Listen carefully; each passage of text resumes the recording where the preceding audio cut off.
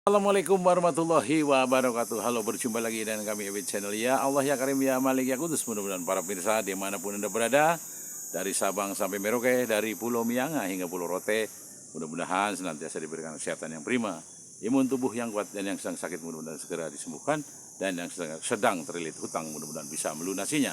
Dan mari kita harus menghadapkan wajah kita dan hati kita serendah mungkin kepada Sang Pencipta alam semesta ini, yakni Allah Azza wa Jalla. Amin, amin, ya Rabbal Alamin. Untuk kali ini saya ingin sedikit membedar dan membongkar atau menjabarkan sebuah narasi daripada tabir mimpi.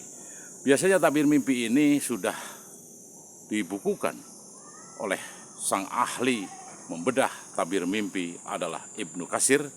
Namun untuk kali ini saya ingin membedar tentang tabir mimpi kita dalam kehidupan kita sehari-hari. Jadi ketika kita mimpi ada dua, yaitu mimpi yang sangat buruk, mimpi yang menyenangkan, dan mimpi mungkin bertemu dengan orang-orang yang soleh dan orang-orang yang mungkin terpilih, dan juga bermimpi bertemu dengan orang-orang yang sangat-sangat mulia di hadapan Sang Pencipta dan manusia. Nah, jadi ketika kita mimpi kita adalah tentang yang buruk-buruk. Itu sebetulnya sesuai dengan apa yang ada di dalam hati kita, ada di dalam jiwa kita. Sehingga kita perlu namanya untuk mawas diri, untuk memperbaiki diri dan introspeksi diri, bahwa kita selama ini kualitas kehidupan kita mungkin masih buruk, sehingga kita mimpi pun dengan hadirnya sesuatu mimpi yang buruk-buruk pula.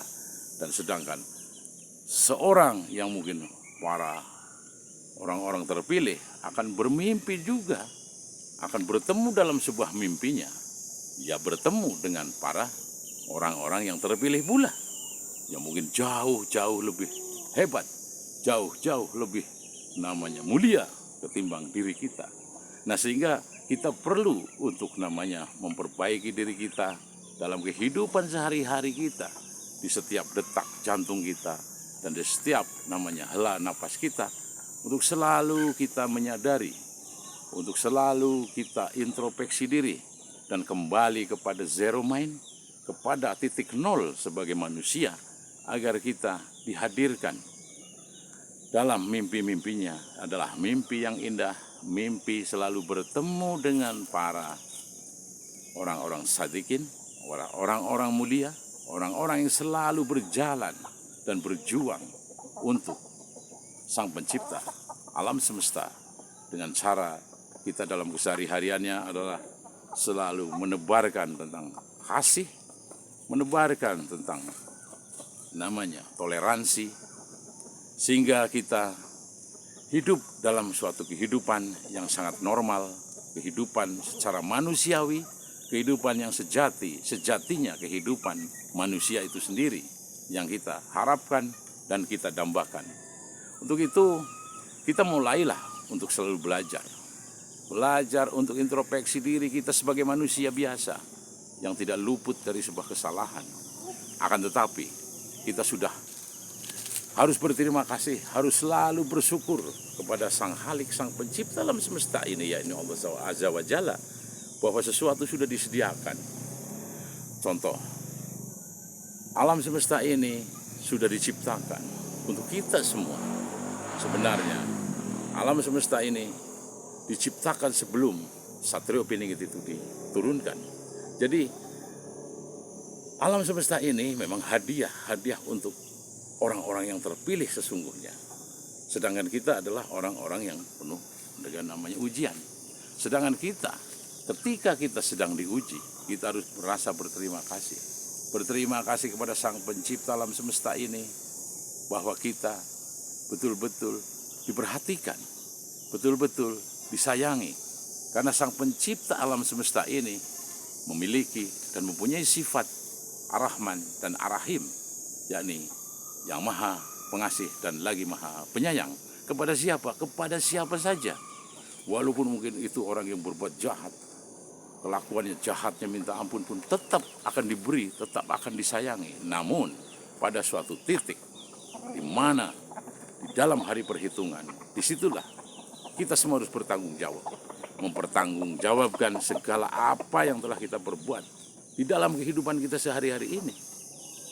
Untuk itu, marilah kita untuk selalu mawas diri, selalu untuk memperbaiki diri. Ketika kita mungkin muslim, banyak-banyaklah untuk beristighfar, banyak-banyaklah untuk selalu mengucapkan alhamdulillahirobbilalamin, bersyukur apapun yang kita terima dalam kehidupan sehari-hari ini. Hendaklah kita selalu mensyukuri apapun yang sudah diberikan oleh Sang Pencipta kepada kita, sehingga kita berusaha untuk memperbaiki diri itu tadi dengan kesadaran, karena tingkat tertinggi dari kehidupan adalah kesadaran. Kesadaran itu akan membawa kita kepada hal-hal yang jauh daripada yang dilarang oleh Sang Pencipta alam semesta ini, ya Allah Azza wa Jalla. Sehingga kita harus selalu memuja, memuji, serta bersyukur tadi. Sehingga kita dalam kehidupan sehari-harinya, ketika kita bermimpi, akan kembali kepada mimpi-mimpi yang indah. Karena kita sudah indah dalam kehidupan kita. Keindahan itu diciptakan dengan kesadaran yang tinggi pula. Kita selalu berbelas kasih kepada siapa saja. Tidak hanya kepada manusia, namun kepada hewan, tumbuhan, dan segala yang telah diciptakan oleh Sang Pencipta alam semesta ini, yakni Allah SWT. Sehingga dalam mimpinya pun kita menemui mimpi-mimpi yang indah, bukan mimpi-mimpi yang mengerikan, bukan mimpi-mimpi yang menakutkan. Kenapa? Ketika kita mimpi dengan ketakutan, padahal artinya bahwa diri kita sendiri dalam kehidupannya itu banyak-banyak berbuat salah dan berbuat dosa. Sehingga apapun, sebetulnya ketakutan itu datang dari diri pribadi kita, dari hati nurani kita yang sangat dalam itulah. Sebetulnya ketakutan-ketakutan itu muncul. Sedangkan keindahan itu pula pun akan muncul ketika kita itu selalu berbuat keindahan, kedamaian, dan selalu bertoleransi, menghargai pendapat apapun dari setiap individu yang mengajak bicara kepada kita, yang mungkin membuli, mungkin postingan kita pun tetap harus kita hargai.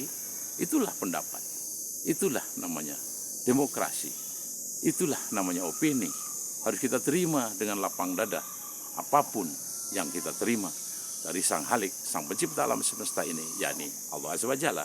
Sehingga kita harus selalu mawas diri, harus selalu kembali kepada zero mind, agar kita selalu untuk bisa berbuat atau menyadari diri kita, karena manusia adalah gudangnya sebuah kesalahan dan kesilapan serta kehilapan.